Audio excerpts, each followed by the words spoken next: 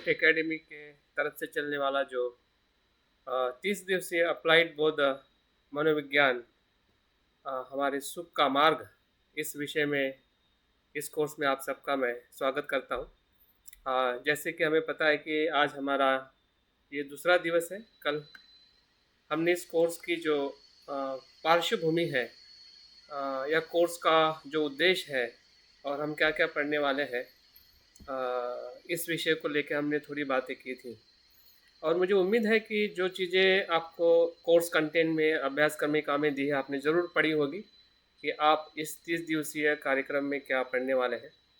लेकिन मैंने ये भी बताने का कल प्रयास किया था, जिस प्रकार से मैं आपको मेरी तरफ से जो बताऊंगा या बताने का प्रयास करूंगा, उतना ही आपको भी अपने प्रयास से समझने का प्रयास करना है, क्योंकि आपकी समझदारी से ही ये जो शिक्षा जो है या बुद्ध का कोई भी उपदेश जो है हमारे सही में काम में आ सकता है। और इसलिए बुद्ध को मार्गदाता कहते हैं, मोक्षदाता नहीं। बुद्ध को इसलिए मार्गदाता कहते हैं कि मोक्ष बुद्ध नहीं दे सकते हैं।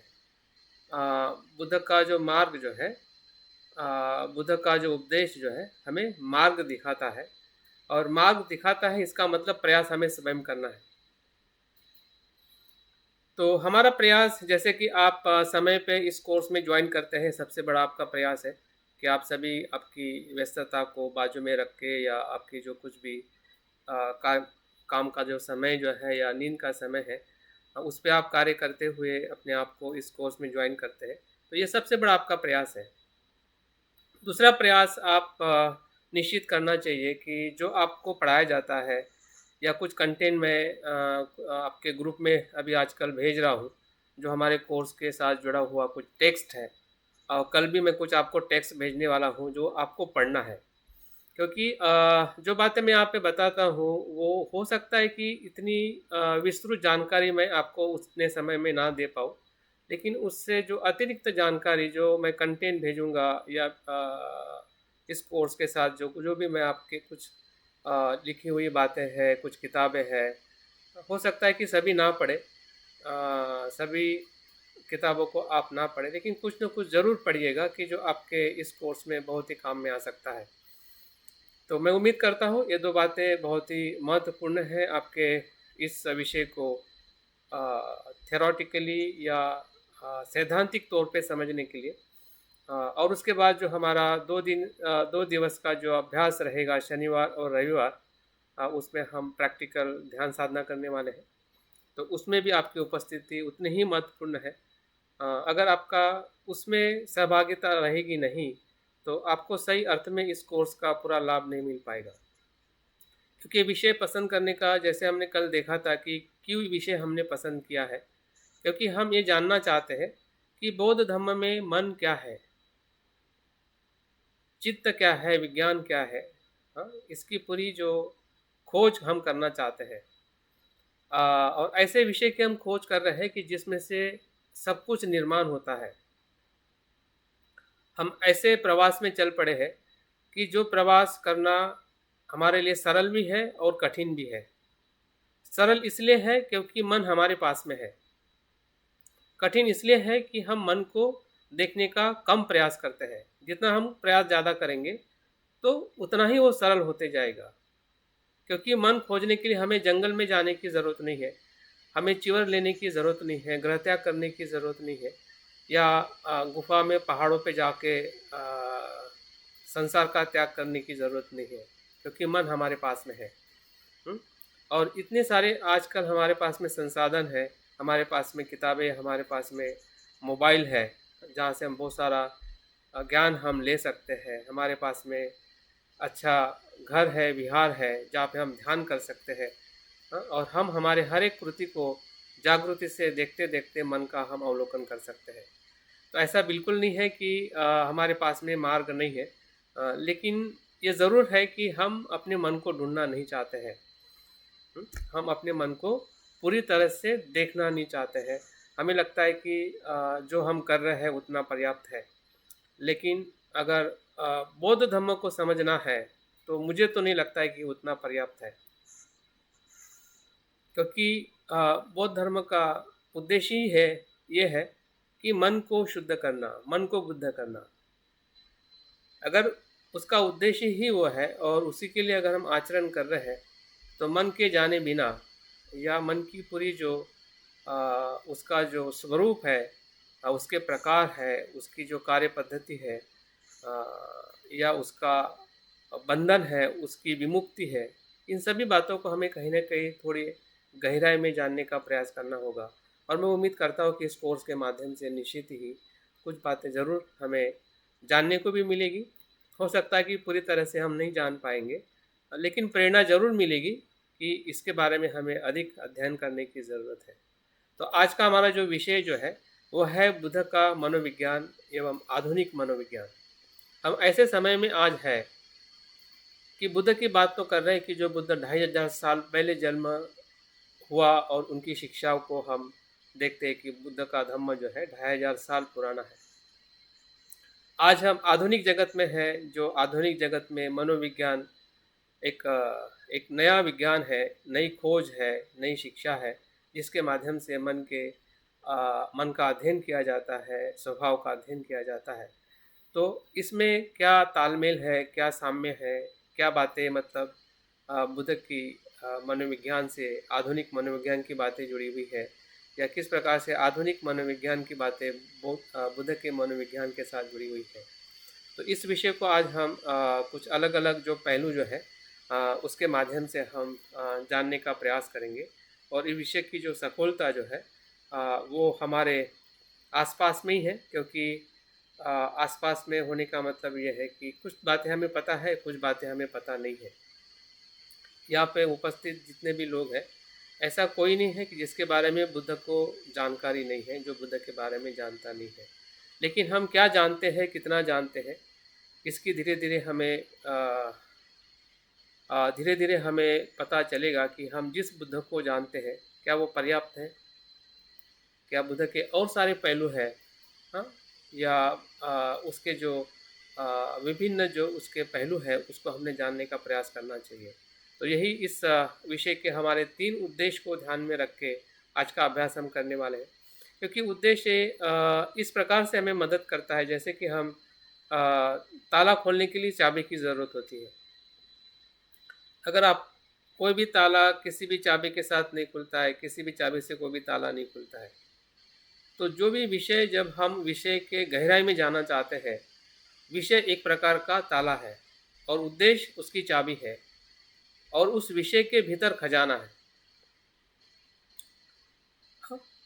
जिस ताले को खोल के हम उसके खजाने में उसकी जो सुंदरता है, उसकी जो भव्यता जो है, उसका जो रहस्य जो है, उसको हम जानना चाहते हैं जब भी हम किसी विषय का अभ्यास करते हैं। लेकिन जब विषय का अभ्यास करते हैं और अगर हमारे पास में उद्देश्य ही ना हो, जैसे कि हम किसी गांव जाना चाहते हैं और हमें उद्देश्य ही पता ना हो कि मैं उस गांव में क्यों जाना चाहता हूँ, तो फिर जाने का और नहीं जाने का कोई मतलब, हमें उतना आनंद नहीं मिलता है, और शायद हम जा भी नहीं पाएंगे, क्योंकि हमारा उद्देश्य ही निश्चित नहीं कि मुझे उस गांव में क्यों जाना है, क्या काम है। तो एक जगह से दूसरी जगह पे जाने का सांसारिक जो हमें अर्थ पता है, उसी प्रकार से बुद्ध भी बताते हैं कि संसार के जगत से हमें निर्वाण की जगत में जाना है। संसार से हमें निर्वाण में प्रवेश करना है, निर्वाण की भूमि में जाना है। तो इस तरीके से भी जब तक हमारा उद्देश्य अगर निश्चित स्पष्ट नहीं है कि मैं किस लिए अभ्यास कर रहा हूँ, किस लिए मैं आचरण कर रहा हूँ, या किस लिए मेरे जीवन का उद्देश्य है, तो उद्देश्य की जो सातत्यता जो है, जैसे बौद्ध धर्म में स्मृति सांप्रजन्य जो शब्द जो है, सांप्रजन्य का मतलब यह है कि उद्देश्य की निरंतरता बनाए रखना। उद्देश्य की जागृति को ही संप्रजन्यता कहते हैं। तो हमारे पास में स्मृति है, लेकिन अगर उसकी किसके लिए स्मृति, अगर वो पता नहीं है, तो स्मृति भी ज़्यादा समय तक टिक नहीं पाती है, और हम दूसरे विषय के अंदर हम चले जाते हैं, क्योंकि हमें पता ही नहीं है कि ये कार्य मैंने किस उद्देश्य से करना है। तो ये हमारे 3 उद्देश्य है कि जिसके उद्देश्य को हमें समझना है, इस विषय के अंतर्गत, जैसे कि बुद्ध के जीवन और दर्शन में मनोविज्ञान का स्वरूप क्या है, इसका हमें अभ्यास करना है। दूसरा जो उद्देश्य है कि जो आधुनिक मनोविज्ञान है, जिसे हम मॉडर्न साइकोलॉजी कहते हैं, और हम साइकोलॉजी के विद्यार्थी नहीं हैं, ना हमने साइकोलॉजी का अभ्यास किया है, ना मैंने भी अभ्यास किया है, लेकिन जब हम बुद्ध की शिक्षा का अभ्यास करते हैं तो हमें आधुनिक मनोविज्ञान की बहुत सारी बातें अपने आप समझ में आ जाती है। सिर्फ अगर आप एक बार भी पढ़ लेते हैं और एक बार भी सुन लेते हैं तो आपको पता चल जाता है कि आधुनिक मनोविज्ञान क्या है और क्या कहना चाहता है। क्योंकि बुद्ध के मनोविज्ञान के सामने वो 5 या 10% भी नहीं है। जो बुद्ध के मनोविज्ञान से जब हम जानते हैं, या बुद्ध के धम्म से जो हम मन को जानते हैं, उसकी अगर सफलता अगर हम समझ पा रहे हैं तो आधुनिक मनोविज्ञान को समझना बहुत ही सरल है। कम से कम हमारे व्यक्तिगत दुख मुक्ति के लिए, या व्यक्तिगत जो मानसिक बीमारियां है, मानसिक दुख है, उससे मुक्त होने के लिए पर्याप्त है कि हम मनोविज्ञान की जो परिभाषा है, या मनोविज्ञान का जो चिकित्सा या उपाय है, वो बौद्ध धर्म के माध्यम से हमें प्राप्त हो सकता है। इतनी ताकत बुद्ध की शिक्षा में है। तीसरा जो उद्देश्य है इस विषय को समझने के लिए, वो है कि बौद्ध मनोविज्ञान और आधुनिक मनोविज्ञान में साम्य और भेद क्या है, उसमें दोनों में क्या साम्य है, दोनों किस विषय की बात एक समान करता है और किस बातों से वो एक दूसरे से भिन्न है। तो इन तीन उद्देश्य को लेकर ये विषय आज का हम समझने का प्रयास करने वाले हैं। मैं उम्मीद करता हूँ कि ये विषय निश्चित ही हमें एक गहरे अनुभव की तरफ लेके जा सकता है। एक एक मुद्दे को हम देखेंगे कि जब हम मनोविज्ञान की बात करें तो सबसे पहले हम देखते हैं कि आधुनिक परिप्रेक्ष्य में मनोविज्ञान किसे कहते हैं। क्योंकि एक एक शब्द का अगर हम परीक्षण करेंगे और आगे जाएंगे तो हमारे मन में संभ्रम कम रहेंगे और हम स्पष्टता के साथ जो विषय हम आगे पढ़ना चाहते हैं, विशेषता चित्त और चित्त के प्रकार और चित्त के भीतर जो चैतसिक या विचार है वो कैसे है और किस प्रकार से कार्य करते हैं, इसके बारे में हम अध्ययन करने वाले हैं। लेकिन उसके पहले जो शब्द का जो खेल जो है, जो आसपास हम शब्दों को सुनते हैं, पढ़ते हैं, उससे हमें ज्ञान होता है। ऐसा कहा जाता है बौद्ध परंपरा में 3 प्रकार से हमें ज्ञान का बोध होता है। ध्यान से सुनिए, 3 प्रकार से हम ज्ञान प्राप्त करते हैं। पहला है जो संज्ञा को सुनकर हमें ज्ञान प्राप्त होता है, बोध प्राप्त होता है। संज्ञा का मतलब यह है कि अभी मैं बोल रहा हूँ, आप सुन रहे हैं, ये सभी संज्ञाएं हैं। आप जो भी किताबें पढ़ते हैं, किताबों में जो कुछ भी लिखा हुआ है, या संसार में हम जिन भाषा से, जिस बोली से जो भी चीज़ें हम बोलते हैं, वो सभी संज्ञाएं हैं। और उससे हमें सत्य और असत्य का ज्ञान होता है कि ये झूठा है या ये सच है। जैसे जैसे हम संज्ञा को सुनते हैं, संज्ञा का अध्ययन करते हैं, तो उससे हमें ज्ञान होता है कि हमें क्या समझ में आ रहा है। तो इस संज्ञा के ज्ञान से हम बात को प्राथमिक तौर पे जानते हैं, समझते हैं, जो हमें आजकल हमें समझ हमारे पास में है। अक्सर इसी ही संज्ञा को या भाषा को या विषय को सुनकर पढ़कर हमारे पास अभी ज्ञान हमें प्राप्त हुआ है या हम प्राप्त कर रहे हैं। दूसरा जो अनुभव है या दूसरे प्रकार से हमें ज्ञान प्राप्त होता है, वो है विज्ञान से। अभी विज्ञान मतलब ये साइंस नहीं, जिसे हम साइंस और टेक्नोलॉजी कहते हैं। विज्ञान का बौद्ध धर्म में जो अर्थ है कि विषयों को जानना मतलब विज्ञान। जैसे कि आँखों से रूप को देखना और हमें रूप का ज्ञान होता है, कानों से शब्दों को सुनना और हमें शब्दों का ज्ञान होता है, नाक से हमें गंध आती है और हमें गंध का ज्ञान होता है, जीभ से हमें स्वाद आती है, स्वाद का ज्ञान होता है, त्वचा में हमें स्पर्श होता है तो स्पर्श का ज्ञान होता है, और मन में विचार आते हैं तो विचारों का ज्ञान होता है। इसी को ही 6 मनोविज्ञान कहते हैं। तो इससे हमें ज्ञान होता है। बचपन से लेकर अभी तक जो कुछ भी हमने आँखों या इन 6 इंद्रियों से जो भी देखा है, उससे हमें कुछ न कुछ रूप, रंग और आकार या उसके बारे में ज्ञान होते गया है। वो एक प्रकार का ज्ञान है, लेकिन सिर्फ वो विषय को जानता है। जो उसके संपर्क में आते हैं। संज्ञाएँ सब कुछ जानती है। भूतकाल के अगर आप कोई घटनाएँ पढ़ते हैं संज्ञाओं में या विषयों में, तो आपका उसका भी ज्ञान होता है। लेकिन विज्ञान का ज्ञान जो है वो विषय से मर्यादित है। हुँ? संज्ञा का ज्ञान बहुत सारे तरीके से हमें प्राप्त होता है। अभी तीसरे प्रकार का ज्ञान जो है वो है प्रज्ञा से ज्ञान प्राप्त करना। हुँ? तो यहाँ पर हमें तीनों प्रकार से ज्ञान को प्राप्त करने का प्रयास करना है। संज्ञा से भी हमें ज्ञान को प्राप्त करना है कि जैसे कि मनोविज्ञान के प्रति हमारी समझ क्या है, मिथ्या धारणा क्या है या सत्यता क्या है, दोनों को भी हमें समझना है। कभी-कभी जब हम मनोविज्ञान की बात करते हैं, अक्सर जब हम मानसिक बीमारी की बात करते हैं, तो हम बिल्कुल उसको अ पूरी तरह से स्वीकार नहीं करते हैं। हमें लगता है कि मानसिक बीमारी का होना या उसकी बातें करना एक प्रकार का पागलपन है और इसलिए उस विषय की तरफ हमें संभ्रम निर्माण रहता है क्योंकि उस प्रकार से ही उसकी हमने मिथ्या धारणा बनाई है सुन कर या पढ़ कर कहीं से या कुछ भी समाज या परिवार या अलग-अलग जगहों से। लेकिन जब तक हम उस संज्ञा को पूरी तरह से नहीं समझते कि सही में मनोविज्ञान क्या है या मानसिक बीमारियाँ क्या है, मानसिक दुःख क्या है, उसको सही तरीके से संज्ञाओं से जानना, उसके अर्थ को या उसका उद्गम कैसे हुआ है, किस प्रकार से मनोविज्ञान फिर आधुनिक मनोविज्ञान हो या बौद्ध मनोविज्ञान हो, इन शब्दों के अर्थों को जानते हुए उसकी सत्यता को जानना ही संज्ञा से जानना है।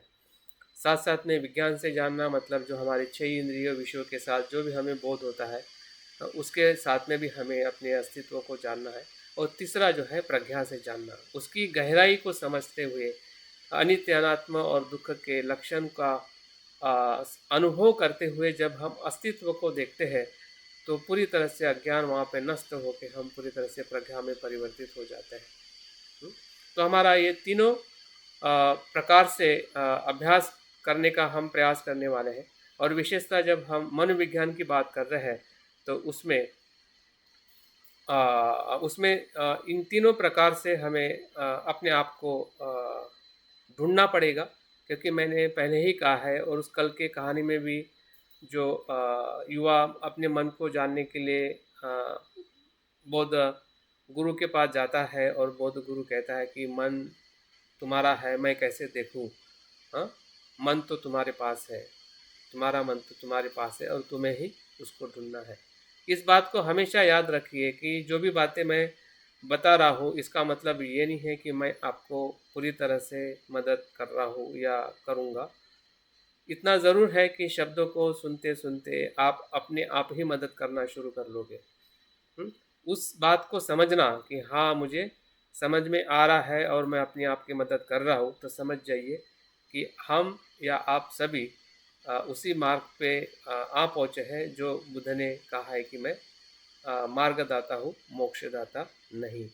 हमारा मोक्ष हमारे हाथ में है जब हमें समझ में आता है।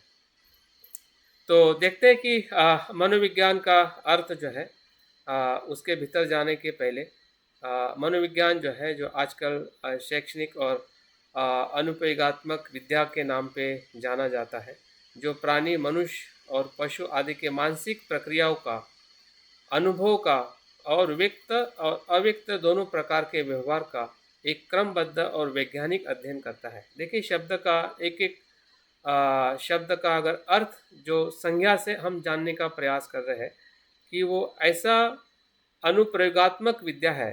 हुँ? अनुप्रयोगात्मक मतलब डीप एनालिसिस या डीप प्रैक्टिकल और एकेडमिक भी है।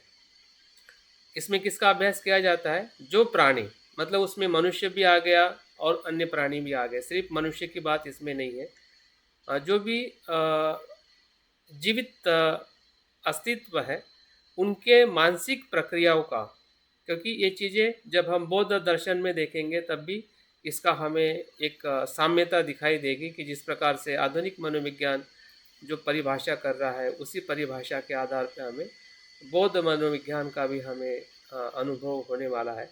इसलिए मानसिक प्रक्रिया और अनुभव तथा व्यक्त और अव्यक्त दोनों प्रकार के व्यवहार जो हमारे व्यवहार होते हैं, एक्सपीरियंस होता है और जो हम व्यक्त करते हैं मतलब हमारे काया वाचा मन से जो हम कर्म करते हैं, जो हमें सभी को पता है, शील का पालन हम काया वाचा मन से करते हैं, उसी को व्यवहार और आचरण कहते हैं।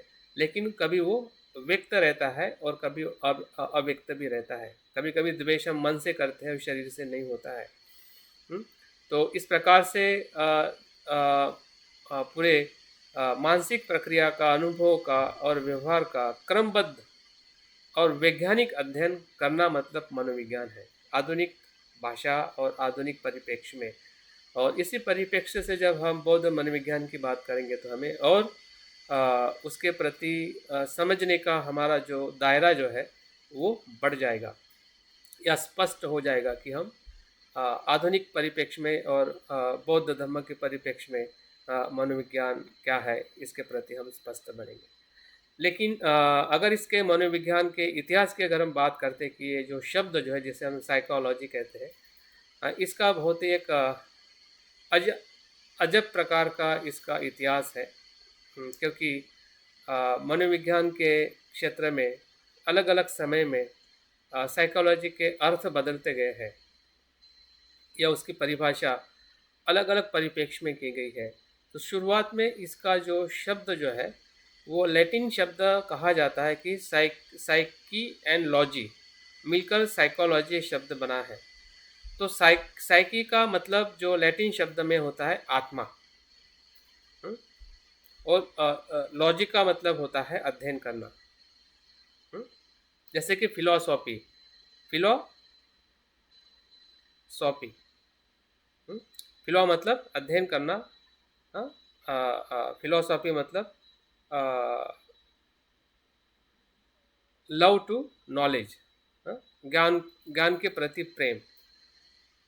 उसी प्रकार से जब हम साइकोलॉजी की बात करते हैं प्रारंभिक उसके परिभाषा में वह है आत्मा का अध्ययन। और इस शब्द के आधार पर सर्वप्रथम जो मनोविज्ञान को स्थापित करने वाले जो वेस्ट के जो महान दार्शनिक थे, जिसका नाम आप लोगों ने भी सुना होगा, जिसका प्लेटो, अरिस्टो, डेकार्ट नाम के जो फिलोसोफर थे, उन्होंने इसी ही आधार पे जो आत्मा का विज्ञान है, इसको ही उन्होंने मनोविज्ञान कहा है।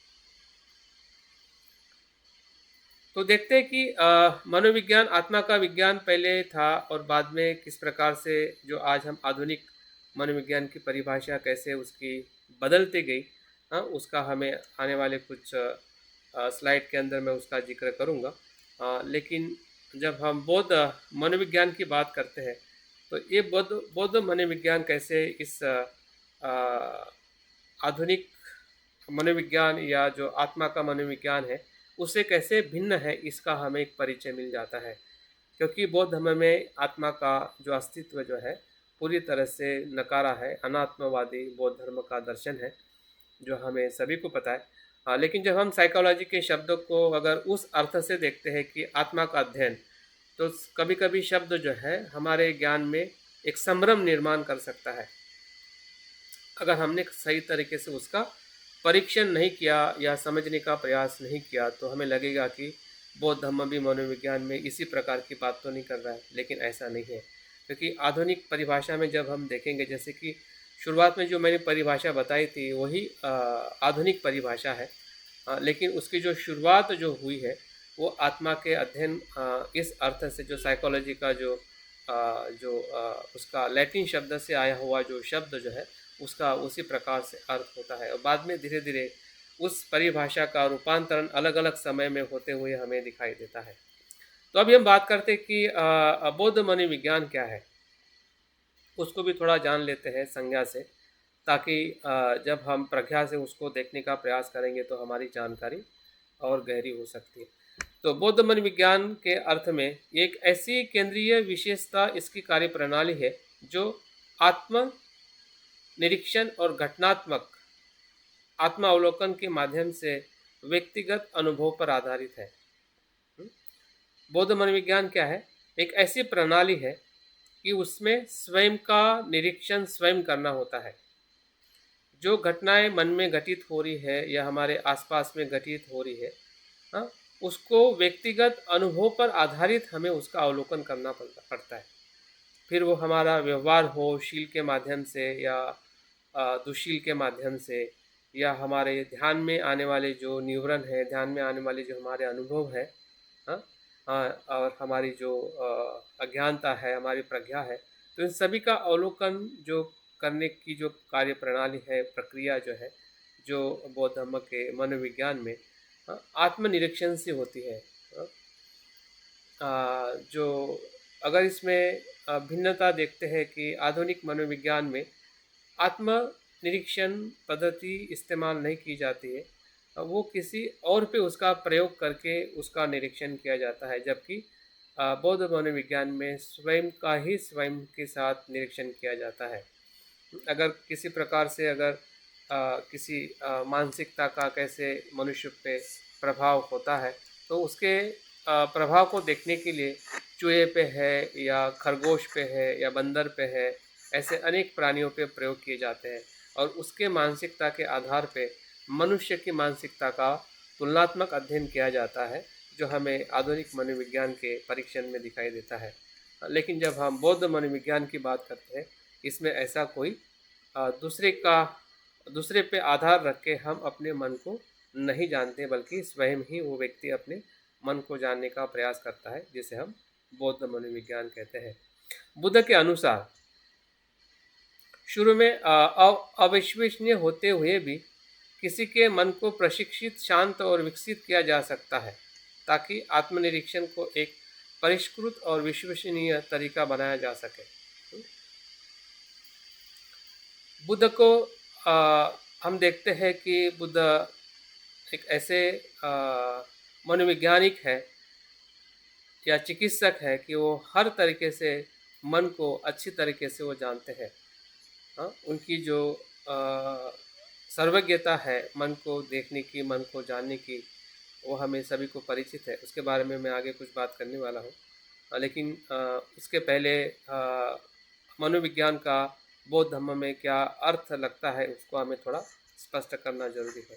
बौद्ध मनोविज्ञान विभिन्न अशांतकारी अवस्थाएं, विशेषताएं हमारे लिए ढेरों दुख उत्पन्न करने वाली अशांतकारी मनोअवस्थाएं, जिसमें लोभ, द्वेष, क्रोध आदि के विषय के विवेचन करता है। बौद्ध मनोविज्ञान क्या करता है कि हमारे भीतर जो अशांत अवस्था के जो मूल कारण है उसका विवेचन करता है। और बौद्ध धर्म में इन अशांतकारी मनोअवस्था से उत्पन्न होने वाली समस्याओं का समाधान करने के लिए विधियों को एक समूह की परंपरा है। सिर्फ उसके कारण को ही नहीं बताता है, बल्कि वो अशांत मनोअवस्थाएं जो है, जिसमें हम आज की परिभाषा में अगर देखते हैं कि विभिन्न जो मानसिक बीमारियां हैं, मानसिक रोग है, जिसमें तनाव है, भय है, चिंता है, डिप्रेशन है, या ऐसे अनेक जो बीमारियां जो है, जो लोभ, द्वेष, मोह से उत्पन्न होती है, ये बौद्ध मनोविज्ञान में उसका विवेचन किया गया है। जब हम आगे अभ्यास करेंगे तो इसके बारे में हमें और ज़्यादा जानकारी मिलेगी, और साथ साथ में उसका समाधान कैसे किया जाए, जो बुद्ध के अष्टांगिक मार्ग हो या फिर 38 बोधिपक्ष हो, पंचदम्मेंद्रिय हो या पंचबल हो, ऐसी कितनी सारी बुद्ध की शिक्षाएं जो है, सभी शिक्षाएं शील, समाधि, प्रज्ञा के आधार पर हम सभी समस्याओं का समाधान कर सकते हैं। इसकी शिक्षा देने वाला बौद्ध मनोविज्ञान। तो इस अर्थ से हमने बौद्ध मनोविज्ञान को अगर हम देखते हैं, तो इस विषय के भीतर जाने का जो हमारा प्रयास जो है, काफ़ी और गहरा और स्पष्टता से सफल हो सकता है।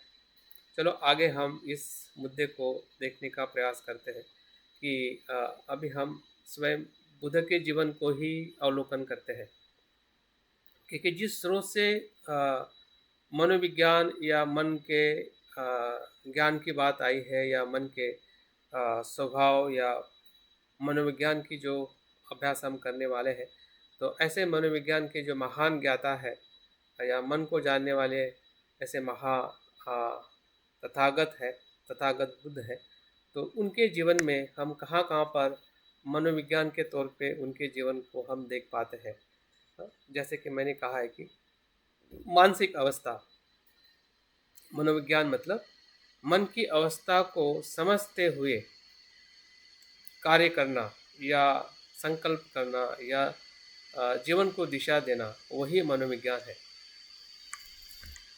जैसे कि मैंने शुरुआत में ही कहा, और मुझे भी मनोवैज्ञानिक शब्द सुनकर ही मुझे भी कभी कभी लगता था, विशेषतः जब हम मानसिक बीमारी की बात करते हैं आधुनिक परिप्रेक्ष्य में, तो कभी भी हमारे घर में अगर कोई ऐसा बीमार होता है तो हम कभी भी चिकित्सक के पास लेके नहीं जाते, कि हमें लगता है कि पागल होने का लक्षण है, और उसके वजह से हम मानसिक चिकित्सा की तरफ हमारा झुकाव बहुत कम है भारतीय परिप्रेक्ष्य में। लेकिन जब से हम बौद्ध बने हैं, फिर भी अगर हमें ऐसा लग रहा है कि उस विषय को सुनकर पढ़कर हम उसके तरफ पूरी तरह से अस्पष्ट है, तो इसका अर्थ ये है कि बौद्ध धर्म में जो मनोविज्ञान है उसको भी हम अच्छी तरह से जान नहीं पा रहे हैं। जब हम बुद्ध के मनोविज्ञान को जानते हैं तो बाकी जो भी मानसिक चिकित्सा है, मानसिक समस्या जो है, उसको भी जानने से हमें कभी भी भय नहीं लग सकता है, क्योंकि बुद्ध के सिद्धांत में या बुद्ध के मार्ग पे वो पूरी तरह से उसका विश्लेषण करके हमें बताया गया है कि कोई भी मानसिक बीमारी किस कारण से आती है और किस कारण से उसका हमें समाधान मिल सकता है। तो बुद्ध के जीवन में 5 बातें हैं कि जो मनोवैज्ञानिक तौर पे थोड़ा थोड़ा मैं कुछ घटनाएं बता के आपका ध्यान आकर्षित करना चाहूँगा कि बुद्ध का मन उस समय कैसे रहा होगा, या किस पहलू को उनको स्पर्श हुआ होगा जो हमें घटनाओं में या साहित्य में मिलता है। ये मेरा खुद का अवलोकन है, लेकिन इसको आपने ज़रूर कहीं की किताबों में पढ़ा होगा, या आप भी खुद जानते होंगे कि जो मुद्दे यहाँ पे मैंने रखे हुए हैं आपके लिए मुद्दे नए नहीं हैं, लेकिन नया ये ज़रूर हो सकता है कि उसके बारे में कुछ बातें मैं थोड़ा मनोविज्ञान के तौर पे विश्लेषण करने का प्रयास करूँगा। तो पहला जो मुद्दा है बुद्ध के जीवन के मनोविज्ञान को देखने का, वो है उनकी जो माता महामाया के स्वप्न का क्या मनोविज्ञान रहा होगा कि जब महामाया स्वप्न देखती है और उस स्वप्न में सफ़ेद हाथी और 7 दांत वाला हाथी बोधिसत्व के रूप में महामाया के स्वप्न में आता है, और वो महामाया को विनती करता है या उनको पसंद करता है कि क्या आप मेरी माता बनना चाहोगी, मैं बोधिसत्व के रूप में जन्म लेके इस मानव जाति में जन्म लेना चाहता हूँ। तो ये स्वप्न को बुद्धायनी धम्मा में बाबा साहब के उस ग्रंथ में भी लिखा हुआ है, और इसका वर्णन हमें अनेकों बार पढ़ा होगा, और कभी कभी ये स्वप्न जो है हमें समझ में भी नहीं आता है, और हमें लगता है कि हाँ हुआ होगा, नहीं हुआ होगा, इसका मतलब क्या है। लेकिन अगर हम जन्म, पुनर्जन्म और जो बोधिसत्व के जो जन्म धारण करने का जो कारण इस परंपरा के मनोविज्ञान को देखते हैं, तो उसमें हमें बहुत सारी चीज़ें दिखाई देती है।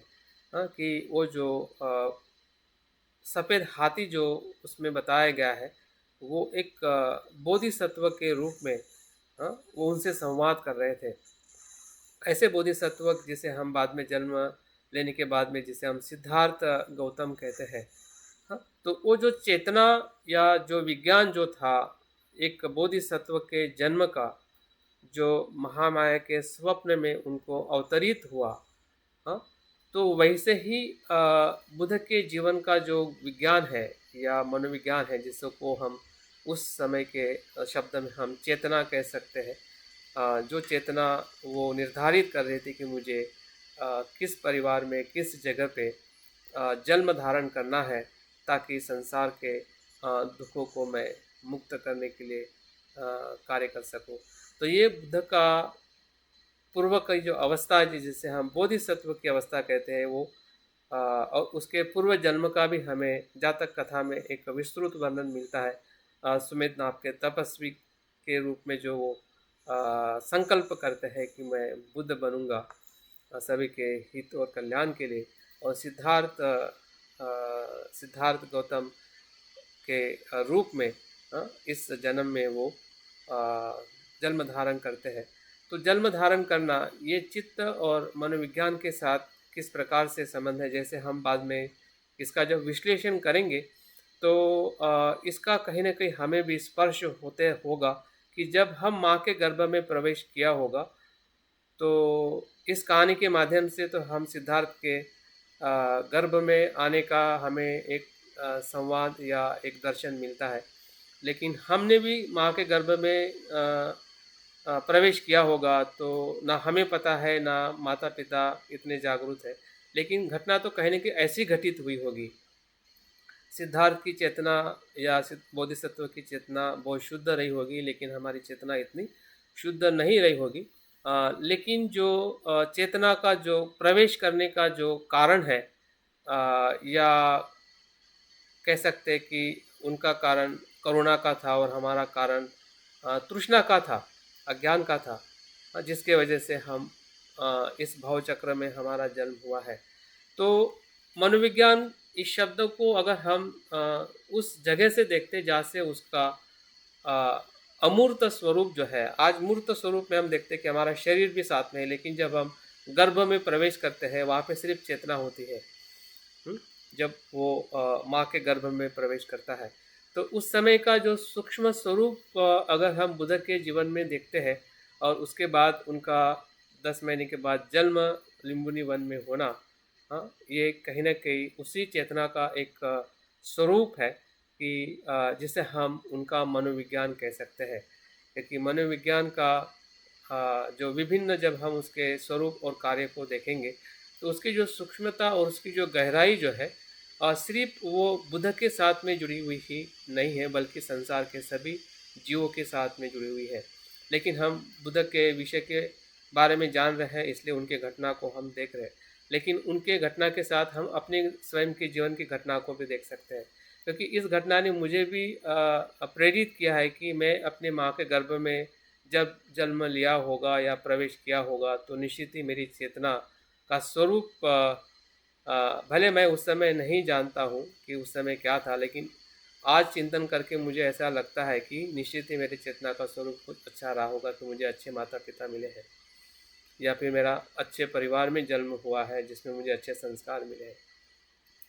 क्योंकि ऐसा सोचना और ऐसा अवलोकन करना ये अंधश्रद्धा नहीं है, एक आपके प्रज्ञा के तरफ नहीं। जैसे कि मैंने कहा है कि संज्ञा को समझते समझते जब हम प्रज्ञा से चीज़ों को देखने लगते हैं तो उसकी जो गहराई जो है समझदारी की बढ़ने लगती है। अगर आपने रोक दिया समझने के लिए कि यार ऐसे कैसे हो सकता है, क्योंकि हम जो सुन रहे हैं जो पढ़ रहे हैं उसी का ही पूरी तरह से हमें बोध नहीं हो रहा है। जब हमने बुद्धा एडिस धम्मा पढ़ा है लेकिन समझ में आया, लेकिन बोध नहीं हो पा रहा है कि सही में उस घटना का मतलब क्या है, उसका संकेत क्या है, उसका मनोवैज्ञानिक विश्लेषण क्या है, उसका भावनिक स्वरूप क्या है। अगर वहाँ तक अगर हमारा मन नहीं जाता है तो निश्चित ही है कि मन के गहराई में हम भीतर नहीं जा पाते हैं। तो मुझे लगता है कि इस घटना से बुद्ध के जीवन से बहुत बड़ा जुड़ाव है कि जिस वर्तमान में हम जिस बुद्ध को शरण जाते हैं, वर्तमान के बुद्ध को, तो बुद्ध का जन्म किसी ही मनोअवस्था में हुआ था कि जिसे हम बोधिसत्व की चेतना कहते हैं, बुद्ध बोधिसत्व का चित्त कहते हैं, जिसे हम सिद्धार्थ गौतम कहते हैं।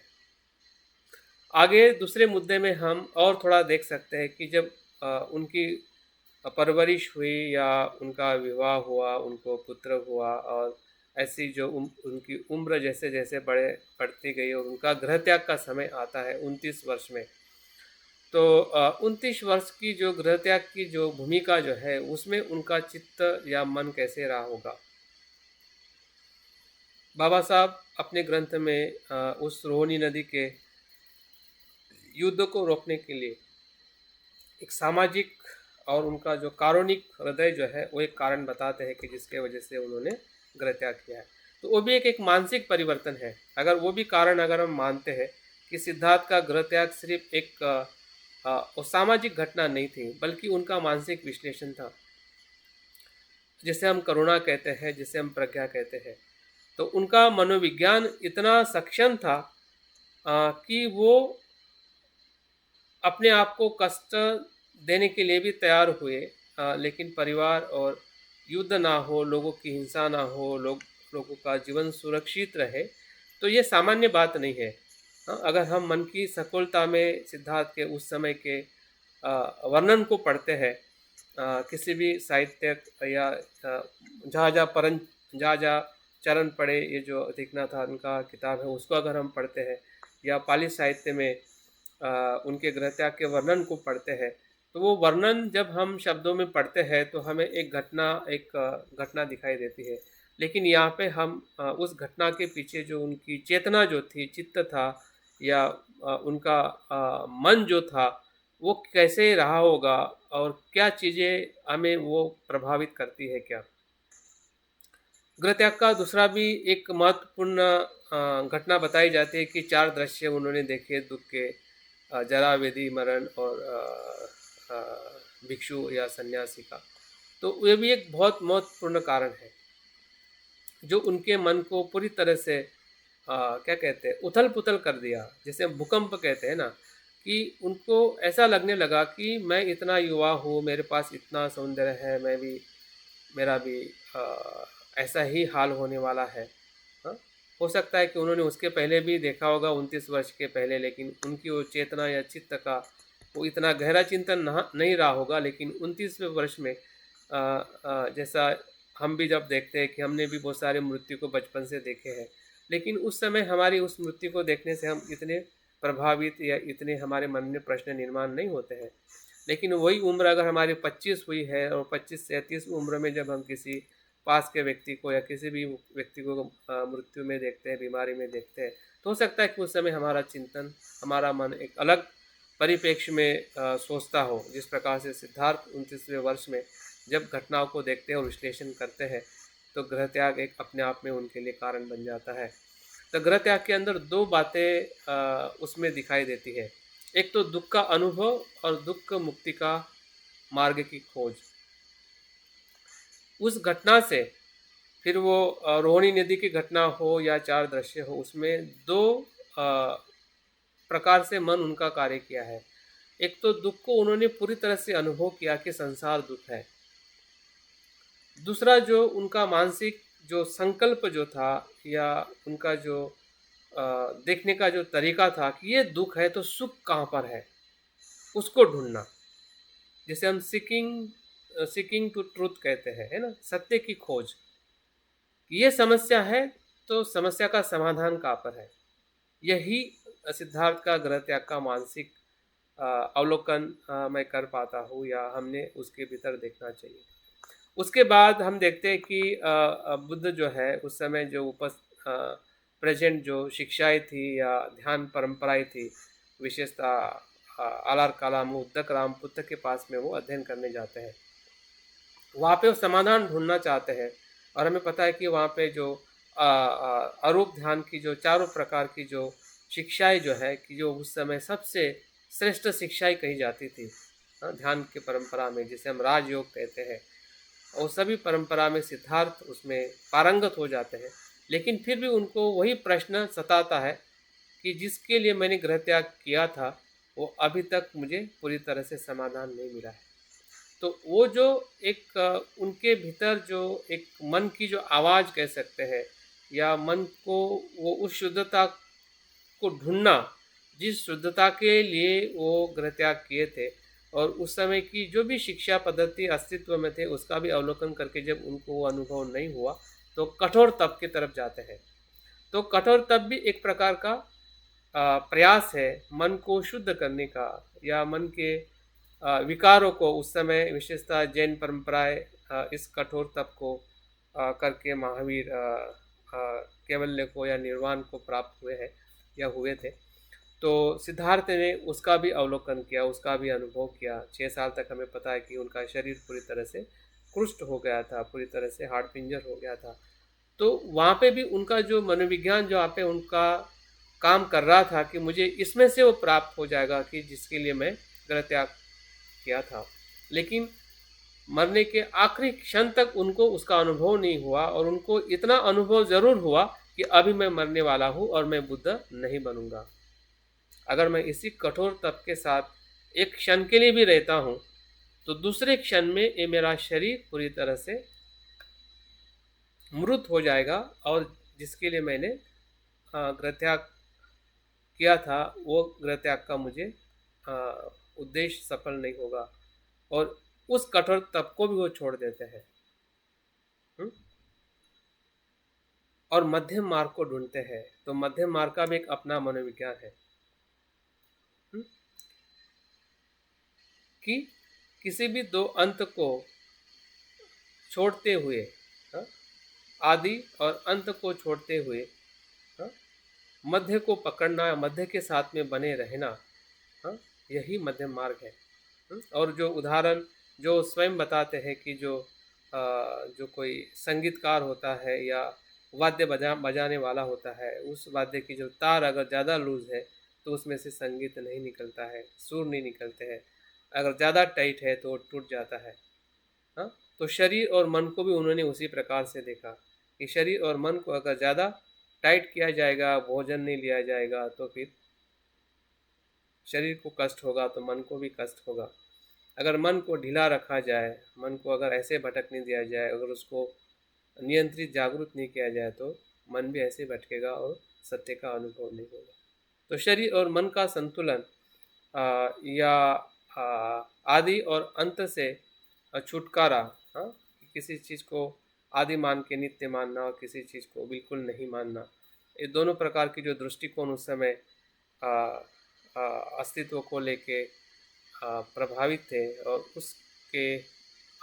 उसके कारण ही ज्ञान का बोध उन्हें नहीं हो रहा था। जब वो मध्यम मार्ग पे चले, तो वहाँ से हमें एक उनका नया मनोविज्ञान जो है उनके जीवन में हमें दिखाई देता है। जब वो अधिष्ठान करते हैं बोधि वृक्ष के नीचे, हमें पता है कि मार का एक झुंड जो है उनको परेशान करने आता है, तो वो भी एक मानसिक विकार ही है। मार विजय जो है, जैसे कि हमने मनोविज्ञान के परिभाषा में देखा था कि जो भी विषारी जो भावनाएं हैं, लोभ द्वेष मोह से उत्पन्न होती है, वो सभी मार है। मार मतलब क्लेश, सभी प्रकार के मार, सभी प्रकार की अकुशलता, उसको विजय प्राप्त करना, उसका समाधान ढूंढना। किस में उन्होंने समाधान ढूंढा? उन्होंने अपने अच्छे गुणों में समाधान ढूंढा। किससे मार को किससे विजय प्राप्त किया? विजय प्राप्त करने का जो मार्ग जो था वो पारमिताएं थी। पारमिता को स्मरण किया, भूमि स्पर्श मुद्रा को करते हुए कि ये भूमि मेरे 10 पारमिताओं की साक्षी है कि मैंने अनेकों जन्म में शील दान समाधि और 10 प्रकार की पारमिताओं का मैंने आचरण किया है। तो आचरण करने से मार्ग को विजय प्राप्त किया। कुशल आचरण ही मार्ग विजय का मार्ग है। तो ये भी मानसिक लड़ाई थी, मानसिक विजय था कि जो हमें बुद्ध के जीवन में जो घटनाएं हमें सुनने पढ़ने में आती है, उसमें मनोविज्ञान या मन का स्तर क्या था, उसको मुझे लगता है कि हमने ढूंढने की बहुत ज़रूरत है। सिर्फ घटना को सुनकर या घटना का एक वर्णन पढ़कर अगर हम संतुष्ट हो जाते हैं और हमें ये समझ में नहीं आता है कि उसके पीछे चित्त चेतना और विज्ञान किस प्रकार से कार्य कर रहा होगा, ताकि हमारे भीतर भी इसी प्रकार से मार अनेक प्रकार के क्लेशों से कार्य कर रहा है, और हम भी विजय प्राप्त कर सकते हैं जब हम दानशील और पारमिताओं का आचरण करते हैं। तो उनका जो मार्ग जो है वो हमें भी मार्ग दिखाता है, और इसलिए बुद्ध हमारी जिम्मेदारी नहीं लेते हैं कि वो हमें बुद्ध बनाएंगे। वो जिम्मेदारी ये लेते हैं कि आपको बुद्ध स्वयं बनना है, क्योंकि आपका या हमारा मार्ग हमने बनाया है। हमारी तृष्णाएं से हमने जाल निर्माण किया है, बुद्ध ने नहीं या और किसी ने नहीं। हमारा संसार हमने बनाया है, भले फिर इस जन्म में हो, बचपन से लेकर अभी तक, या इसके पहले किसी अनेक जन्मों में और आने वाले जन्मों में भी। तो इस जाल को हमें ही तोड़ना है और कोई उसे तोड़ नहीं सकता। तो ये मार विजय से ही बोधि ज्ञान का प्राप्त होना, ये दूसरा पहलू है। जैसे हम ध्यान में हम मन को शांत करते हैं तो शांत मन में ही हमें सत्यता दिखने लगती है। अगर मन शांत नहीं है तो सत्यता हमें दिखती नहीं है। तो बोधि ज्ञान एक प्रकार की उनकी मानसिक विजय थी, मानसिक सुख था या मानसिक अनुभव था। उनका ऐसा मनोविज्ञान था जिसमें ज्ञान उनको जैसा है वैसा दिखने लगा। हाँ, पहले ज्ञान में उनके पूर्व जन्म का उनको ज्ञान हुआ कि कहाँ पे मैंने किस प्रकार से कुशल कर्म किए थे। पूरी श्रृंखला उनके चित्त के सामने आईने की तरह, हाँ, एक पिक्चर की तरह आती गई, जाती गई, आती गई, जाती गई। दूसरा उनको ज्ञान हुआ कि संसार में लोग किस प्रकार से आ रहे हैं, जा रहे हैं उनके कर्म से। उनके चक्र का ज्ञान हुआ, हाँ, संसार चक्र का। और तीसरा जो ज्ञान जो है उनको, ये सभी चक्र जो है मेरा और संसार का किसके कारण चलता है, इसकी क्या प्रक्रिया है। तो उनको प्रतीत्य समुत्पाद का अनुभव होने लगा कि सब कुछ प्रतीत्य समुत्पन्न है, कोई इसको चलाने वाला नहीं है, बल्कि स्वयं अपने कारण परिस्थिति घटना से ये निरंतर चलते आ रहा, ना इसका आदि है ना अंत है। लेकिन जब उसको हम समझते हैं तो उससे हम मुक्त हो सकते हैं, उसी का नाम निर्वाण है। और वो बुद्धत्व को, बोधि को प्राप्त होते हैं, वो भी उनका सबसे श्रेष्ठ मनोवैज्ञानिक अवस्था कह सकते हैं, या मन की उच्च अवस्था, जो उनके बोधि ज्ञान में हमें दिखाई देती है। जो हम 3 स्तरों में हम अक्सर बुद्ध के गुणों को जब हम इतिपिसो भगवा अरहं सम्मा संबुद्धो, जो बुद्ध के 9 गुणों को हम स्मरण करते हैं, तो 9 गुणों को हम 3 मनोवैज्ञानिक स्तर में देख सकते हैं कि उनकी जो महाप्रज्ञा जो थी वही बुद्धत्व का मन है। उनकी महाकरुणा थी या अभी भी है, वही बुद्धत्व का मनोविज्ञान है। और महावीर्य, वो निरंतर प्रयास करते रहे लोगों के हित और कल्याण के लिए, उनकी शक्ति है। तो इस प्रकार से बुद्धत्व के मनोविज्ञान को या बुद्ध के जीवन को जब हम उनके जन्म से लेके बुद्धत्व प्राप्त तक या बुद्धत्व प्राप्त होने के बाद उनका जो व्यक्तित्व जो है, जिस व्यक्तित्व को हमें स्पर्श करना है, ऐतिहासिक बुद्ध को हम समझ लेते हैं कि सिद्धार्थ का जन्म हुआ, सिद्धार्थ ने ये किया वो किया, लेकिन उसका जो बुद्ध का जो सत्य स्वरूप जो है, जो उनके मन में छुपा हुआ है, जिसे हम धर्म काया कहते हैं या सूक्ष्म काया कहते हैं या वैश्विक उसका स्वरूप जो है, उसमें हमें बुद्ध को ढूंढना है। बुद्ध को बुद्ध गया के बोधि वृक्ष के नीचे हम नहीं ढूंढ सकते हैं। वहाँ पे जाके हम दर्शन और प्रेरणा जरूर ले सकते हैं, लेकिन बुद्ध वहाँ पे हमें मिल नहीं सकते। बुद्ध तो यहीं पे है अभी इस क्षण में, वो सही बुद्ध है। उस बुद्ध को हमें उनकी महाकरुणा, महाप्रज्ञा और महावीर्य, इस तत्व में मन में ढूंढनी पड़ेगी कि वो कहाँ पर है, किस प्रकार से वो कार्य करती है और हमारे भीतर वो किस प्रकार से उसका हम अवलोकन करें। तब जाके हम बुद्ध के मनोविज्ञान के इन 3 स्तरों को देख सकते हैं। अभी हम आते हैं कि बुद्ध के पूरे दर्शन में या उपदेश में मनोविज्ञान कहाँ पर है। अगर हमें पता है कि जो हमारा त्रिपिटक जो है उसमें 84 धम्म स्कंद का संकलन है, सुत्त पिटक, विनय पिटक और अभिधम्म पिटक है, तो उसका अगर पूरा अवलोकन करते तो सभी मनोविज्ञान है। भले हम मनोविज्ञान अभिधम्म पिटक के आधार पर हम अभ्यास करने वाले हैं, लेकिन उसकी जो व्यवहारिकता जो है वो हमें सुत्त पिटक के उपदेशों में भी दिखाई देती है, विनय पिटक में भी दिखाई देती है, अभिधम्म पिटक में तो उसका सूक्ष्म वर्गीकरण किया गया है। लेकिन फिर भी पहले उपदेश से लेकर, जिसे हम 4 आर्य सत्य कहते हैं, वहाँ से लेके बुद्ध का जो अंतिम उपदेश, जो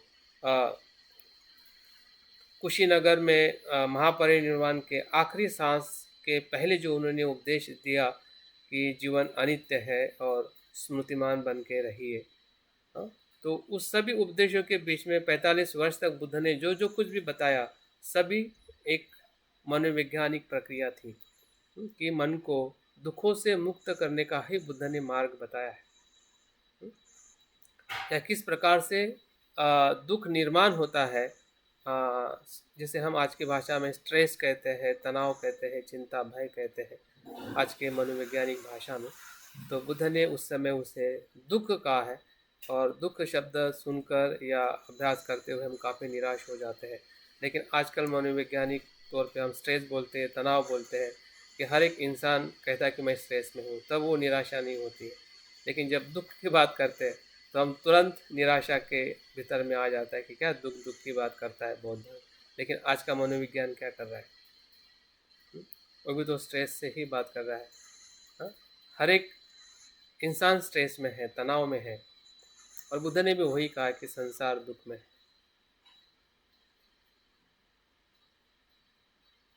तो बुद्ध का दर्शन अगर हम देखें, जिस दर्शन को हम अभिधम्म पिटक के माध्यम से उसके गहरे अध्ययन को हम देखने वाले हैं, लेकिन सामान्य तौर पे भी अगर हम अ, कुछ भी कर रहे हैं, जैसे कि हम अभी बैठे हुए हैं, और हम सुन रहे हैं, या जो कुछ भी हमारा सुबह से लेकर अभी तक जो भी चर्या रही है, वो सभी मन के कारण ही घटित हो चुकी है, हो रही है। लेकिन उसकी सूक्ष्मता का कहीं न कहीं हमारे देखने का जो नज़रिया जो है, वो नहीं होने की वजह से हम मन की गहराई की तरफ हम नहीं जा पा रहे हैं। तो अ, इसका हमें प्रयास करना है ताकि हमारा अध्ययन बहुत ही सरल हो जाए, क्योंकि वो सारे अनुभव पहले से हमारे पास में है जो हम अभी तक आचरण कर चुके हैं और अभी भी कर रहे हैं। अगर हम धम्मपद की ही बात करते हैं, जिसमें 423 गाथाओं का संकलन है, वो सभी मनोविज्ञान है। मन की अवस्था का बुद्ध ने उसमें सकारात्मक और नकारात्मक दोनों पहलू से उसमें वर्णन किया है। और पहली गाथा जो है, जिसे हम एमक वग्ग में देखते हैं कि मनोपुब्बंगा धम्मा मनोसेट्टा मनोमया मनसा चे पदुत्थेने भासति वा करोति वा ततो न दुःखम मनते मनवेति चक्कम वह वह तो पदा। मतलब सभी धर्म जो है या प्रवृत्तियाँ जो है, उसका अगुआ है, मन ही प्रधान है। मन अ, धर्मों हम सभी धर्म मनोमय है। जब कोई व्यक्ति अपने मन को मैला करके कोई वाणी बोलता है अथवा शरीर से कोई कर्म करता है, तब दुख उसके पीछे ऐसे होता है जैसे गाड़ी के चक्के बैल के पैरों के पीछे पीछे हो लेते हैं। इसमें पूरा बौद्ध मनोविज्ञान आ जाता है।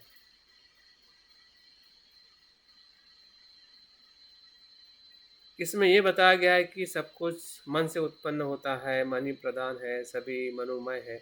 और साथ में कर्म भी बताया है कि अगर मन के भीतर अगर अकुशल अ, लोभ द्वेष मोह है, तो उससे किए हुए कर्म जो है काया वाचा मन से, वो कैसे दुख निर्माण करते हैं। तो मनोविज्ञान भी उसी की बात करता है। जो भी समस्या जो है, या जो भी जितने भी प्रकार के मानसिक डिसऑर्डर है, वो कहीं न कहीं हमारे ही मनो अवस्था से, भावनाओं से या गलत धारणाओं से उत्पन्न होती है। और उसका उपाय भी बुद्ध बताते हैं कि मनोपुपंगा धम्मा मनोसिट्ठा मनोमया मनसा च प्रसन्न भासति वा करोति वा ततन सुख मनवेति छाया वो अनु अ, अनुपायिनी। सभी धर्म जो है, सभी धर्म का मन अनुगा है, मन ही प्रधान है, सभी धर्म मनोमय है। जब कोई व्यक्ति अपने मन को उजला मतलब शुद्ध रहा कर कोई वाणी बोलता है अथवा शरीर से कोई कर्म करता है, तब सुख उसके पीछे ऐसे हो लेता है जैसे कभी संग न छोड़ने वाली छाया संग संग चलने लगती है। तो इस गाथा को हमने अनेकों बार अध्ययन किया है। जब मैं शुरुआत में जब मैं कॉलेज में पढ़ता था और इस धम्मपद के इस गाथा को मैं पढ़ा था, तभी से मुझे कुछ ऐसा लगने लगा कि कुछ तो है कि जो बुद्ध इसमें बहुत गहरी बात करते हैं। लेकिन उस समय शायद मेरा अध्ययन और उतना पर्याप्त नहीं था कि इस बात को मैं समझ सकूं कि ये क्या बताना चाहते हैं। लेकिन इसमें सब कुछ आ जाता है।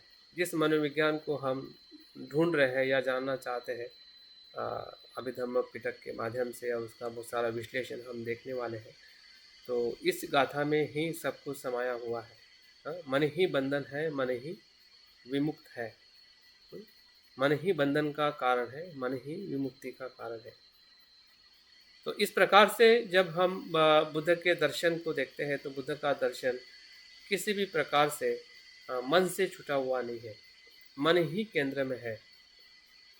उनके हर एक शिक्षा का अगर स्रोत है या उसकी जो शिक्षा का जो उद्देश्य जो है, वो पूरी पूरी तरह से मानवीय मन को, जो सांसारिक मन है, उस सांसारिक मन को बुद्ध मन में परिवर्तित करने की एक प्रकार की प्रक्रिया है या मार्ग है, जिस मार्ग को हमें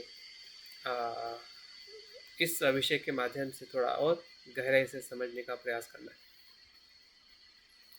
थोड़ा और हम आगे जाते हैं कि हमने अनेकों बार सुना है कि कभी हम चित्त कहते हैं, कभी मन कहते हैं, कभी विज्ञान कहते हैं।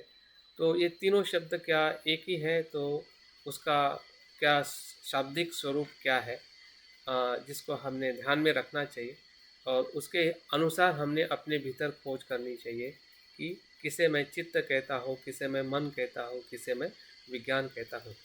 वैसे तो बौद्ध दर्शन में चित्त, मन और विज्ञान समानार्थी शब्द के रूप में कहा जाता है, या हम उसको बौद्ध साहित्य में या पाली साहित्य में उसका हम अनेकों बार वर्णन देखते हैं। लेकिन फिर भी किसी विशिष्ट क्रिया और प्रधानता को मानकर इन शब्दों का प्रयोग अलग अलग किया जाता है। जैसे कि पानी एक ही है, लेकिन उस पानी को हम पीने का पानी कहते हैं, या उसका पानी कहते हैं, या उसका पानी कहते हैं। तो पानी तो एक ही होता है, लेकिन उसकी उपयोगिता के कारण उसकी परिभाषा बदल जाती है, या उसका संकेत या उसका निर्देश बदल जाता है। उसी प्रकार से अगर हम तीनों शब्दों को अगर हम पहचानते हैं, तो जब हम अध्ययन करेंगे, या आप भी अपने आप को पूछोगे कि चित्त क्या है, मन क्या है और विज्ञान क्या है, तो बहुत ही सरलता से आपको समझ में आएगा, क्योंकि वो चीज़ हमारे पास में ही है। जैसे कि चेतना क्रिया से संबंध होने से ये चित्त कहलाता है। जो भी हम चेतन क्रिया कर रहे हैं, जन्म से लेके मृत्यु तक, वो सभी प्रकार की चेतन क्रिया होने से यह चित्त है। इस अर्थ से हमने चित्त के स्वरूप को अपने भीतर जानना चाहिए और समझना चाहिए।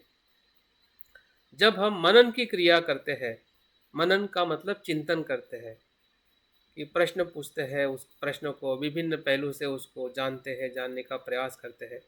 तो जब हम मनन करते हैं किसी भी विषय को लेके, किसी भी समस्या को लेके, किसी भी तत्व को लेकर, तो वो मन कहलाता है, उसे मन कहते हैं।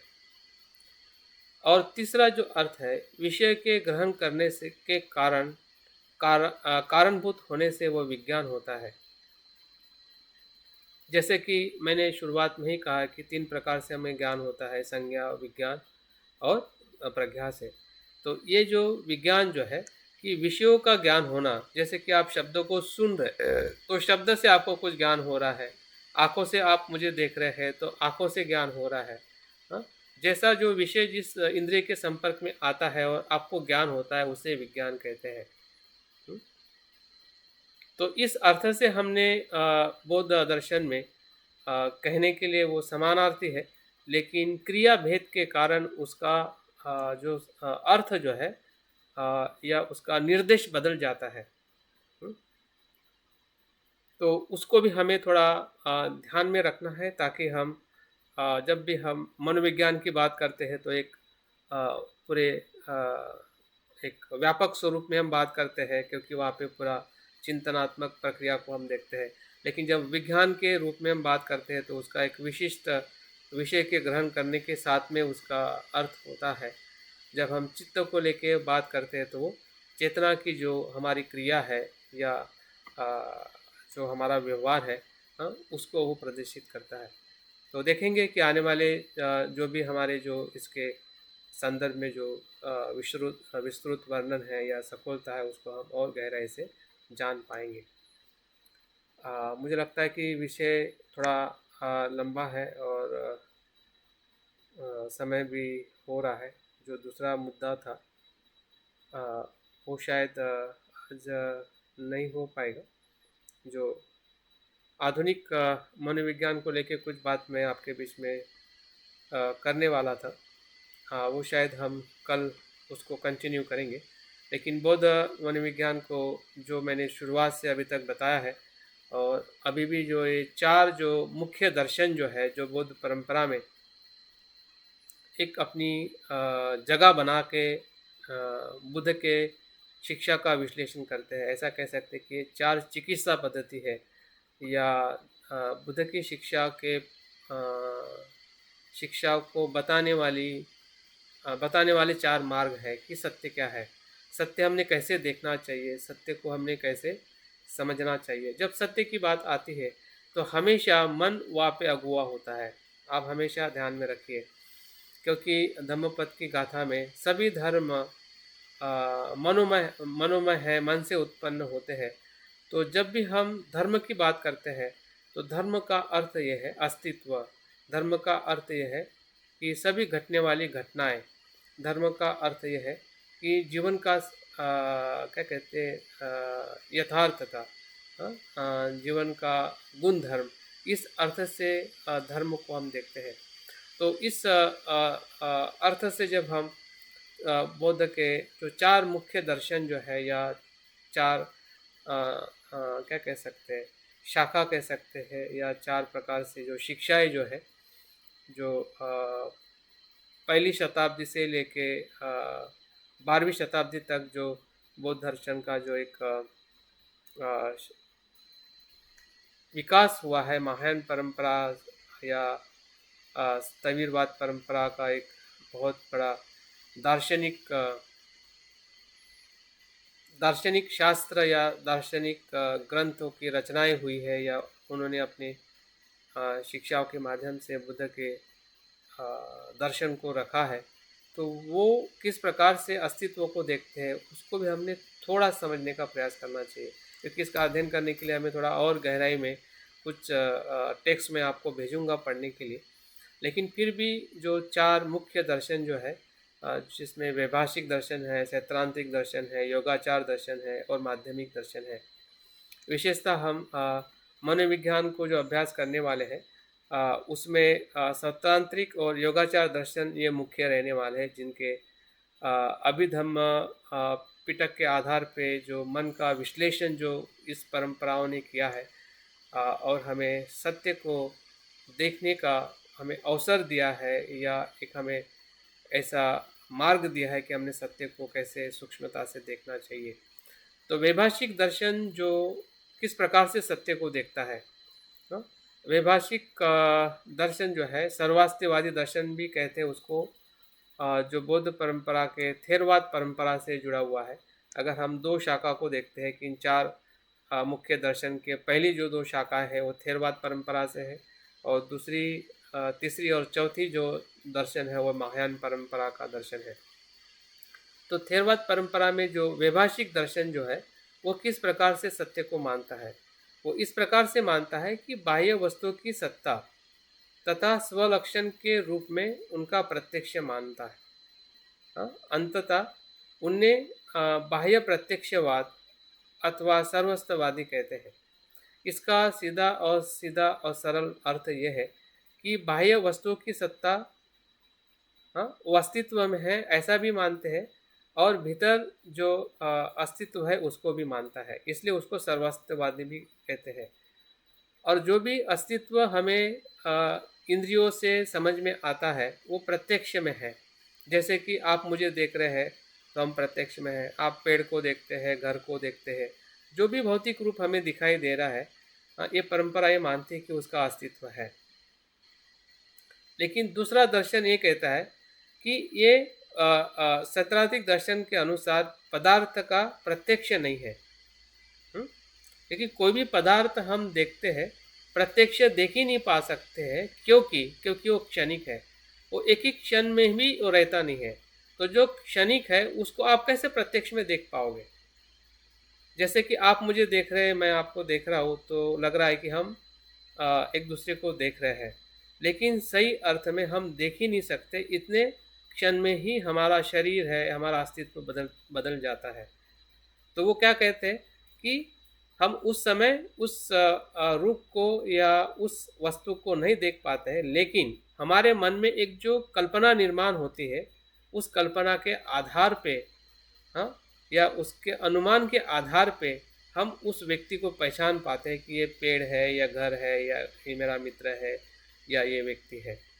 लेकिन प्रत्यक्ष रूप में हम उसको नहीं देख पाते हैं या उसका हमें प्रत्यक्ष अनुभव नहीं होता है, बल्कि उसकी जो छाप हमारे मन में निर्माण होती है कि हाँ, ये पेड़ है, क्योंकि इसको इसको पहले भी मैंने पेड़ को देखा है, इस व्यक्ति को पहले भी मैंने देखा है।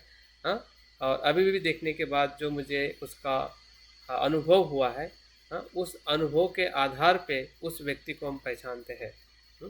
तो ये इस प्रकार से सैद्धांतिक दर्शन अस्तित्व को देखता है।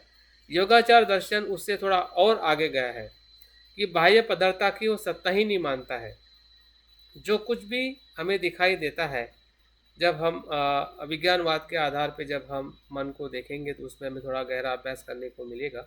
लेकिन सिर्फ मैं इसमें यहाँ पे बताना चाहता हूँ कि बौद्ध परंपरा में अस्तित्व को या हमारे पूरे जीवन को किस प्रकार से देखने के अलग अलग पहलू हमारे बौद्ध आचार्यों ने बताए हैं। अभी हमें हमारे चिंतन से हमें भी देखने का प्रयास करना है। कभी हमने वैभाषिक दर्शन से देखना चाहिए कि सही में ऐसा क्या मैं समझ पा रहा हूँ। कभी हमें सैद्धांतिक दर्शन से भी देखना चाहिए, और हमने योगाचार दर्शन से भी देखना चाहिए कि जो भी बाह्य पदार्थ जो अस्तित्व में दिखाई देते हैं हमारे पूरे इंद्रियों से, हाँ, वो सब कुछ जो है वो अस्तित्व में ही नहीं है। अभी अस्तित्व में क्यों नहीं है? ये जो शब्द जब हम सुनते हैं तो हम घबरा जाते हैं। अस्तित्व में इस अर्थ से नहीं है क्योंकि वो अनित्य है। जब हम अस्तित्व को मानते हैं, नित्य मानते हैं, तो वो हमारा संभ्रम है कि हमें लगता है कि वो है, हाँ, जबकि वो है ही नहीं। उस अवस्था में वो नहीं है जिस अवस्था में हम मानते हैं। हाँ, उसी क्षण में उसका परिवर्तन हो जाता है। हाँ, तो इस अर्थ से बाह्य पदार्थ नहीं है। जो भी हम बाह्य पदार्थों को नाम देते हैं, हमारा मन नाम देता है। और इसलिए इस योगाचार दर्शन के अंदर विज्ञान को ही मुख्य कहा गया है। जैसे धम्मपद में भी हमने देखा है कि मन ही मुख्य है। जो भी हमारी क्रिया है या संसार में जो कुछ भी हम पदार्थ या अस्तित्व देखते हैं, वो हमारे मन से ही वो निर्माण किए हुए हैं। हमारे मन ने ही पृथ्वी को पृथ्वी कहा है, हमारे मन ने ही पानी को पानी कहा है, हमारे मन ने ही संज्ञाएं दी है। पृथ्वी ने ये नहीं कहा है कि मुझे पृथ्वी कहो, पेड़ ने ये नहीं कहा है कि मुझे पेड़ कहो, या किसी भी पदार्थ ने यह नहीं कहा कि मुझे ये कहो। तो जो भी संज्ञाएं दी है वो हमारे वेदना से जो अनुभव होके हमने जो नाम दिया है, उसी नाम से उसको जानते हैं कि ये पृथ्वी है, या ये पेड़ है, ये घर है, ये पति है, पत्नी है, पैसा है, जितने भी संज्ञा हमने दी है। तो उस अर्थ से योगाचार ये कहता है कि बाह्य पदार्थ की वास्तविक सत्ता नहीं है। और जब वास्तविक सत्ता हम नहीं मानते हैं तो आसक्ति पूरी तरह से वहाँ पे छूट जाती है। दर्शन बताने का और इसका विश्लेषण करने का एक ही कारण है कि संसार से हमें अनासक्त होकर निर्वाण के भूमि में जाना है। बुद्ध के पूरे दर्शन का या उसके बाद में भी जो भी हमारे बौद्ध आचार्यों ने अलग अलग प्रकार से जो संसार और सत्ता और सत्यता को जो बताया है, उस अर्थ को हमने समझना चाहिए। शब्दों को जो संज्ञा को हमें गहराई से अभ्यास करना चाहिए, नहीं तो फिर संज्ञा हमें संभ्रम निर्माण करती है। शब्द ही हमें लड़ाती है और शब्द ही हमें शांत कर सकती है। तो शब्द की गहराई जो है, संज्ञा की गहराई को हमने समझने का प्रयास करना चाहिए कि उसका संकेत क्या है। अर्थ कभी कभी समझ में आता है, लेकिन अर्थ के साथ संकेत भी समझ में आना चाहिए कि उसके भीतर वो क्या बताना चाहते हैं। हम एक अंतिम निर्णय पे नहीं जाना चाहिए कि नहीं इसका मतलब तो यही होता है तो यही होगा, ऐसा नहीं है। हाँ, बुद्ध के हर एक शब्द का एक ही अर्थ है, मध्यम। उसका कोई ये और वो ऐसा कभी नहीं हो सकता, लेकिन हम ऐसा ही सोचते हैं क्योंकि वो व्यवहारिक अर्थ हमें वही उसका अर्थ दिखाता है, शब्द वही तक ले जाता है, उसके भीतर लेके नहीं जाता है। तो उसके भीतर जाने का अर्थ ही है कि प्रज्ञा। जब हम संज्ञा को भी बाजू में रख के भीतर देखते हैं, उसके संकेत को देखते हैं, उसके निर्देश को देखते हैं, तो हम प्रज्ञा की तरफ आगे बढ़ते हैं। तो इस अर्थ से भी योगाचार दर्शन जो कहता है कि सब कुछ विज्ञान है, सब कुछ विज्ञान मात्र है, जो भी संसार हमें दिखाई देता है, जो संसार में रहते हैं, वो अस्तित्व में संसार ही नहीं है। इसका मतलब ये नहीं कि संसार भौतिक रूप में नहीं है, भौतिक रूप में है, लेकिन मानसिक रूप में हमने निर्माण किया है। ये हमारा सर्जन है, हाँ, जिसे मैं सब कुछ नाम देता हूँ और उसी में फंस जाता हूँ। हाँ, मैंने ही नाम दिया है, मैंने ही फंसाया है, मैं ही फंस गया हूँ, क्योंकि मुझे पता नहीं है कि ये मन ने ही निर्माण किया है। जब मुझे पता चल जाता है कि मन ने ही निर्माण किया है, तो वो चाल से हम टूट जाते हैं या उसको हम बिखरते हुए देख सकते हैं। तो माध्यमिक दर्शन उससे थोड़ा और आगे जाता है कि वो विज्ञान भी सत्य नहीं है या अस्तित्व भी सत्य, सब कुछ शून्य है। यहाँ पे शून्यता का अर्थ मध्यम मार्ग ही है, अनात्मा है। किसी भी अंत से अंत को अस्वीकार करना और मध्य को स्वीकार करना, या किसी भी अस्तित्व को स्वतंत्र रूप से उसको अस्वीकार करना कि कोई भी अस्तित्व स्वतंत्र रूप में नहीं है, वही शून्य है। शून्य का अर्थ यहाँ पे ये नहीं है कि कुछ भी नहीं है। शून्य का अर्थ यह है कि नित्य नहीं है, वो अनित्य है। शून्य का मतलब यह है कि वो आत्मा नहीं है, अनात्मा है। इस अर्थ से वो सत्यता जो है वो शून्य है। तो इस अर्थ से माध्यमिक दर्शन ने हमें सत्य को, अस्तित्व को देखने का एक नया पहलू दिया है। और माध्यमिक दर्शन का एक बहुत ही महत्वपूर्ण मंत्र है कि स्वभाव शुद्ध सर्वधर्म, स्वभाव शुद्ध हूँ। सभी धर्म जो है स्वभाव शुद्ध है, मतलब शून्य है, और मैं भी शून्य हूँ। धर्म भी शून्य है और मैं भी शून्य हूँ। जब इस भाव से हम सभी को भीतर और बाहर देखते हैं, तो किसी के भी प्रति हमारी आसक्ति जो है, किसी भी सत्व तत्व के प्रति आसक्ति और अज्ञान पूरी तरह से नष्ट हो जाता है। तो उस अर्थ से ये सभी दर्शन जो है वो हमें मन की और गहराई या मन का जो आंतरिक जो स्वभाव जो है उसको बताने के लिए हमें मदद करता है। तो ठीक है, मुझे लगता है कि यहाँ पे मैं आज का मंतव्य पूर्ण करता हूँ। कल हम थोड़ा जैसे कि हमने देखा है कि बौद्ध मनोविज्ञान बुद्ध की परिभाषा में क्या क्या था, कल हम देखेंगे आधुनिक युग में मनोविज्ञान कैसे विकसित हुआ है, किसके माध्यम से बौद्ध मनोविज्ञान की संकल्पना उत्पन्न हुई है, कैसा उसका विकास हुआ है, और मनोविज्ञान आधुनिक मनोविज्ञान के साथ में कैसे वो तालमेल करता है, कैसे उसको प्रभावित कर रहा है। तो इसके बारे में हम कल के सत्र में, इसी के श्रृंखला में हम अभ्यास करने वाले हैं। तो बहुत बहुत धन्यवाद आज के इस सत्र में बने रहने के लिए, जो हमने बुद्ध के जीवन और दर्शन में मनोविज्ञान किस प्रकार से कार्यान्वित है या हुआ है, और हम भी अपने जीवन को अगर उस प्रकार से देख पाते हैं कि हमारा भी मन उसी ही क्रम से आगे हम जा पा रहे हैं, हमारा जन्म होना हो या फिर हमारा शरण गमन हो, हमारा शिलाचरण हो या हमारा ध्यान हो, इन सभी में कहीं ना कहीं मनोविज्ञान बहुत महत्वपूर्ण कार्य करता है। तो बहुत बहुत साधुवाद आज के इस सत्र में बने रहने के लिए। कुछ भी आपके प्रश्न है तो ज़रूर आप इस ग्रुप में आप रखिए, और कल कुछ प्रश्न से भी हम शुरुआत कर सकते हैं। हाँ, बताइए। हाँ हाँ। सभी धर्म स्वभाव शुद्ध है, इसका अर्थ यही है। हाँ, शून्य है या शुद्ध है, दोनों भी एक जैसा ही है। जो शुद्ध है वही शून्य है, और जो शून्य है वही शुद्ध है।